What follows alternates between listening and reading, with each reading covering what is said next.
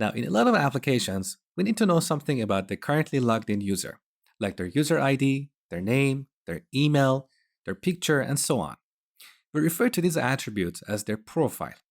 Now, in this lecture, I'm going to show you how to work with users' profiles when using Auth0.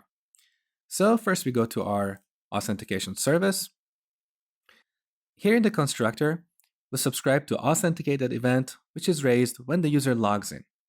At this point, we can get the user's profile from Auth0.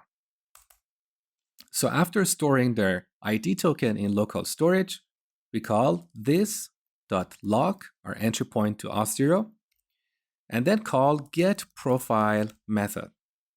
As the first argument, we pass authResult.id token, and as the second argument, we pass an arrow function that takes two parameters, error and profile, goes to code block.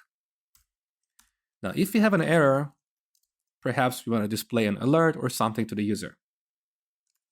For now, I just want to display it in the console. And then we return immediately. Otherwise, I'm going to store this profile in local storage so we can access it in the future.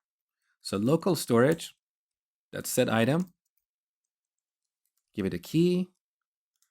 And for the value, here we need to supply a string. But the profile object that we get from the server is a JSON object. So we need to call JSON.stringify and pass this profile object. Now we're going to use this authentication service in various components in our application. It's easier to declare a field in this class that exposes the user's profile. So in various components, we don't have to go in local storage and extract the user's profile. So here we can set this.userProfile to this profile object. And this requires me to define a field here, user profile. Also, here in the constructor, it is possible that the user is previously logged in and has an active session. In this case, their profile is already stored in local storage. So we want to extract it and store it in our user profile field. So this.userProfile. Now, because the value of the item we store in local storage is a string, this time we need to parse it as a JSON object. So JSON.parse local storage.getItem profile. So when storing a profile in local storage, we serialize it as a string, and then when we retrieve it, we parse it as a JSON object. And there is also one more piece to this. So when the user logs out, we should remove that item from storage. So local storage.remove item profile. And we should also set this user profile to null. Now let's use this in our app component. So we go to app.component. I'm going to define a new method here called showProfile. And this is purely for this demonstration.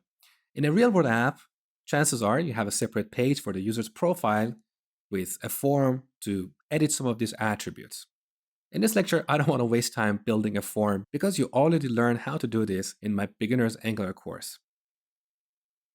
So here, I'm just going to log the user's profile in the console. Console.log this.auth.userProfile.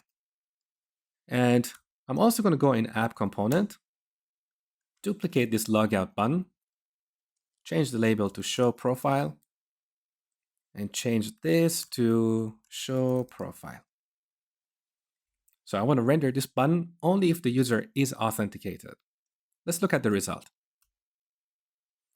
All right, I'm going to log in with this account. Now let's open up the console and click Show Profile. Beautiful. Let me expand this console. So here's our profile object. Look at the attributes that are available for us. We've got the client ID, which represents our client app in Auth0. We've got the date time the user's account was created, the email, whether the email was verified or not, their name, nickname, picture, and their user ID.